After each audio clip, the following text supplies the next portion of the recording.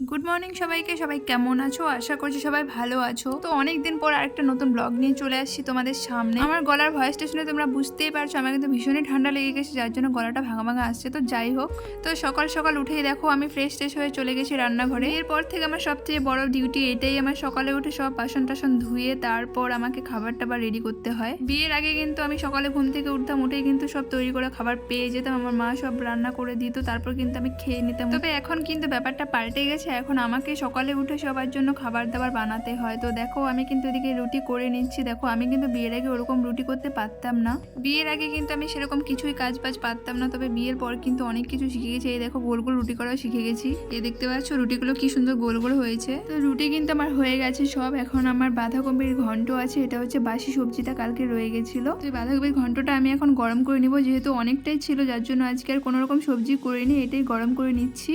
আর এই শীতকালে কিন্তু বাঁধাকপির ঘন্ট দিয়ে রুটি খেতে বেশ ভালোই লাগে, যদিও আমার রুটি একদমই পছন্দ না, কিন্তু এরপরে সবজির রুটিটা বেশ ভালোই লাগে। আজকে একটু উঠতে লেট হয়ে গেছিলো, যার জন্য দেখো আজকে আবার আছে আমার ক্লাসে যেতে হবে, যার জন্য আমি তাড়াহুড়ো করে কাজগুলো করে নিচ্ছিলাম। দেখো সবজিটা গরম হয়ে গেছে।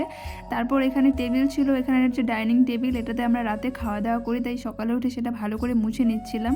তো এদিকে ঘরের অবস্থাও দেখো, আমার বর উঠে কিন্তু বিছানাটা হালকা গুছিয়ে দিয়েছে দেখো, আর সব কিছু এলোমেলো হয়ে আছে ঘরের। তোমরা কিন্তু পুরো ব্যাকগ্রাউন্ডটা ইগনোর করো প্লিজ। তো খাওয়া দাওয়া রেডি করতে করতে কিন্তু আমার অনেকটা টাইম লেগে গেছে। দেখো 10:30 বাজে, আমাকে আবার 11টার দিকে বেরোতে হবে। দেখো তাড়াহুড়ো করে আমি বিছানাটা গুছিয়ে নিচ্ছি, রুমটাও গুছিয়ে নিচ্ছি। আর কয়েকদিন থেকে এত পরিমাণ ঠান্ডা পড়েছে কি বলবো, ভীষণই ঠান্ডা পড়েছে। তোমাদের ওদিকে কেমন ঠান্ডা পড়েছে কমেন্টে জানিও অবশ্যই। সবচেয়ে বিরক্তির কাজ আমার এটাই লাগে, রুমটা ভালো করে গোছানো। সকালে উঠে দেখো আমার কিন্তু আজকে লেট হয়ে গেছিলো, যার জন্য তাড়াহুড়ো করে সব কাজ করে নিচ্ছিলাম। এরপর কিন্তু আমি ক্লাসে যাব, 11টায় বেরিয়ে পড়বো। আর আজকে আমার বর আমাকে দিয়ে আসবে না, আমাকে একাই যেতে হবে, যার জন্য তাড়াহুড়ো করছিলাম। আর আজকে আমি স্নানও করিনি, এমনিতেই চলে যাব, আবার এসে আমি স্নান করব। আর এদিকে দেখো টেবিলটার অবস্থা কি হয়ে আছে, এদিক ওদিক পুরো এলোমেলো হয়ে আছে। তবে এখন একদমই সময় নেই, যার জন্য আমি এখন গুছাবো না। তো এখন আমি ক্লাসে যাব, রেডি হব, মুখ টুক ধুয়ে নিয়েছি।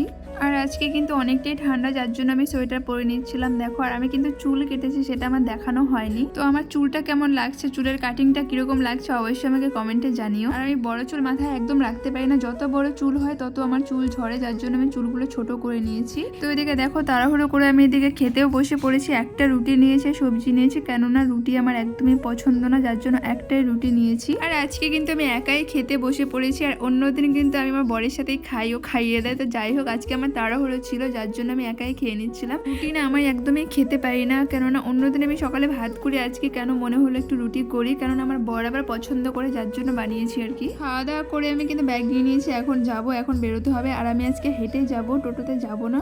তো দেখো আমি কিন্তু রেডি হয়ে গেছি। আর যখন আমি একা যাই তখন কিন্তু বেশিরভাগ আমি হেঁটেই যাই, টোটোতে আমি যাই না, কেননা আমার বাড়ি থেকে ওখানে ক্লাসে যেতে আমার 20 টাকা ভাড়া নেয়, যার জন্য যেতে আসতে 40 টাকা চলে যায়, যার জন্য আমি হেঁটেই যাই। তবে যাই হোক, ওই যে দেখতে পাচ্ছ আমি কিন্তু বেরিয়ে পড়েছি। আর দেখো আজকের ওয়েদারটা বেশ সুন্দর, ঠান্ডা ঠান্ডা, হালকা হালকা রোদ উঠেছে, বেশ ভালো ওয়েদার ছিল।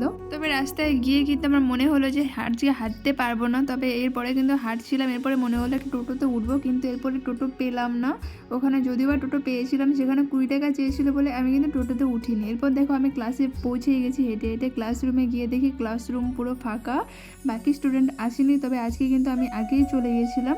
তো দেখো এদিকে কিন্তু ক্লাস আমাদের শুরু হয়নি। তবে সকালের ক্লাসগুলো আমার ভীষণই বোরিং লাগে, এরপরেও কিন্তু আমি যাই আর কি, ক্লাসে যেতেই হবে। এরপর ক্লাস টাস করে বাড়ি এসে চান টান করে নিয়েছি, সবার আগে স্নান করে নিয়েছিলাম। আর স্নান টান করে প্রথমে আমাকে সিঁদুর পরতে হবে। দেখো বাড়ি এসে স্নান টান করে সিঁদুর পরে নিচ্ছি, এরপর খাওয়া দাওয়া করবো। আর আজকের খাওয়া দাওয়া ছিল একদম সিম্পল খাওয়া দাওয়া, ডাল ছিল, আলু ভাজা ছিল, আর কালকের মাছ ছিল, ওটা দিয়ে খেয়েছি। তো দেখো আমার বর আর আমি খেতে বসে পড়েছি, আর ওদিকে দেখো আমার বর মোবাইল দেখতে দেখতে খাচ্ছে পুরো বাচ্চাদের মতো। তো এই ছিল আজকের ব্লগ, তোমাদের কাছে কেমন লাগলো অবশ্যই লাইক কমেন্ট করে জানাবে।